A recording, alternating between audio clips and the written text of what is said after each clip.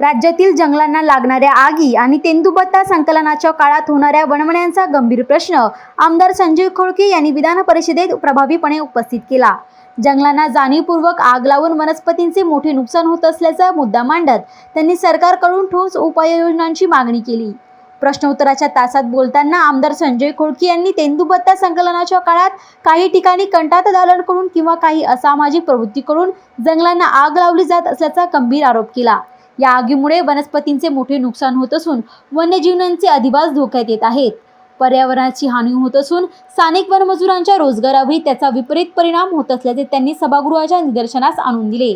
यासोबतच प्रादेशिक वन विभाग आणि वन्यजीवन विभाग यांच्यात समन्वयाचा अभाव असल्याने अशा घटनांवर प्रभावी नियंत्रण मिळवणे कठीण जात असल्याचे त्यांनी सांगितले।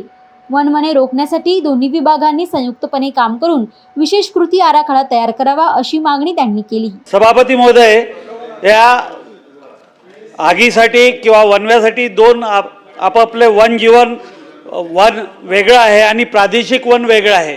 आता प्रादेशिक वनाचं पहिले लिलाव जे होते तेंदूपत्त्याचे हे वन विभागाकडे होते, आता ते ग्रामसभेकडे गेलेले आहे आणि ते ग्रामसभेकडे ज्यावेळेस लिलाव गेले तर त्याला लागून असलेलं वनजीवन फॉरेस्ट जे आहे ते तिथपर्यंत वनवा पेटत जाते आणि नंतर ते कॉन्ट्रॅक्टर जे आहे ते या गावातल्या लोकांना किंवा वेचणाऱ्यांना आमिष दाखवून ते तो वनवा पेटवत जातात आणि त्याच्यासाठी या दोन म्हणजे आपलं प्रादेशिक आणि वनजीवन हा दोन्हीचा समन्वय करून जर हा प्रश्न सोडवला आणि तेंदूपत्ता जर बऱ्याच वेळ उचलण्याचं काम मजुराला भेटलं तर स्थलांतराचा मुद्दा सुद्धा त्याच्यातून सुटू शकतो। तो या संदर्भात मंत्री महोदय निर्णय घेणार का?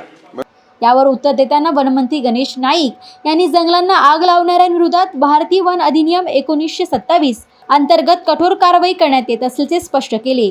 दोषींवर गुन्हे दाखल करून कारावास आणि दंडाची तरतूद असल्याचे सांगत अशा घटनांवर अधिक प्रभावी नियंत्रण मिळवण्यासाठी शासन आवश्यक उपाययोजना करत असल्याचे त्यांनी ग्वाही दिली। संजयजी खोडके यांनी जो तेंदूपत्त्याच्या अनुषंगाने जो उल्लेख केलेला आहे त्यांनी दिलेल्या सूचनाच्या बाबतीमध्ये निश्चितपणे अधिकारी वर्गाला सांगितलं जाईल, त्याच्यातून मार्ग काढला जाईल।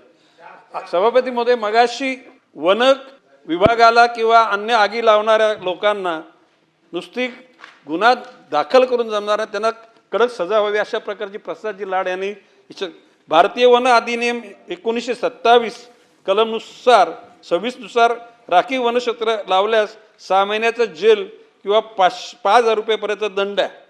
परंतु ज्या ठिकाणी वन्यजीव विभाग आहे त्या ठिकाणी अशा प्रकारचा जर गुन्हा केला तर त्याला 3 वर्षाची सजा अशा प्रकारे प्रस्तावित केलेला आहे आणि भविष्यकाळामध्ये अशा प्रकारचे आगी लावण्याचे गुन्हे कोणी करणार नाहीत अशी आपण अपेक्षा करूया। वनसंवर्धनाचा अत्यंत महत्त्वाचा विषय विधान परिषदेत मांडत आमदार संजय खोडके यांनी जंगलाचे संरक्षण, वन्यजीवांचे संवर्धन आणि वनवने रोखण्यासाठी कठोर उपाययोजनांची गरज अधोरेखित केली। त्यांच्या या मागणीमुळे राज्यातील वनसंवर्धनाचा मुद्दा पुन्हा एकदा चर्चेच्या केंद्रस्थानी आला।